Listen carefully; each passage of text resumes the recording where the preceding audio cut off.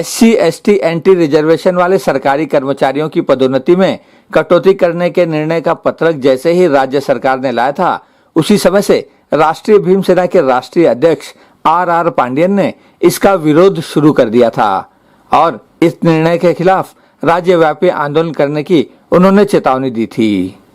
आखिरकार सरकार के इस फैसले को रोकना पड़ा, जिसके बाद अब RR पांडियन ने भी अपना घोषित आंदोलन वापस लेने का फैसला किया है।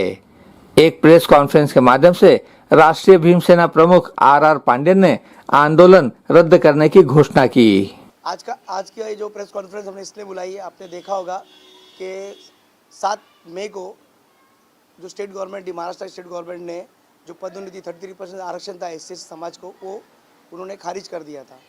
तो इस वजह से SC समाज में और नौकरशाह में बहुत गुस्सा था। तो हम लोग ने भीम सेना ने पूरे महाराष्ट्र में इस बारे में हम लोग ने आंदोलन करने की पूरी तैयारी कर ली थी और प्रेशर बनाया था स्टेट गवर्नमेंट पे कि जो कर रहे हैं कहीं ना कहीं मराठा को खुश करने के लिए जो उन्होंने ये जो हमारा जो SC ST का जो पदोन्नति का जो उन्होंने खारिज किया था, ये तुरंत वापस ले, अन्यथा उनको हमारे समाज का गुस्सा झेलना पड़ेगा।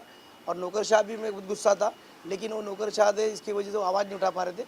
लेकिन हमने उसको पूरे ज़िले में जहाँ भी कलेक्टर थे वहाँ पर निवेदन दिया और एक प्रेशर निर्माण किया और जो आघाड़ी सरकार थी उससे घबरा गई और आघाड़ी सरकार ने इसको वापस ले लिया है, बैकफुट हुआ है।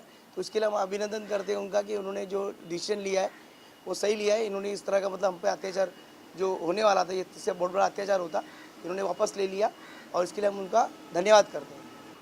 देखो, अगर फिर से अगर वो इस तरह का कोई मतलब षड्यंत्र रच के या वापस फिर से लाने की कोशिश करेगी, SC ST समाज के पर गदा लाने की कोशिश करेगी, हमारे हक का हनन करने की कोशिश करेगी या किसी समाज को खुश करने के लिए हम पे अत्याचार करने की कोशिश करेगी, तो वो हमारे समाज का गुस्सा लेकर भीम सेना फिर से पूरी ताकत से रास्ते पे उतरेगा और सरकार को उसका खामियाजा भोगना पड़ेगा। क्योंकि आपने देखा होगा कि हमारे पास जो आघाड़ी है, इसमें 3 प्रमुख पार्टी है।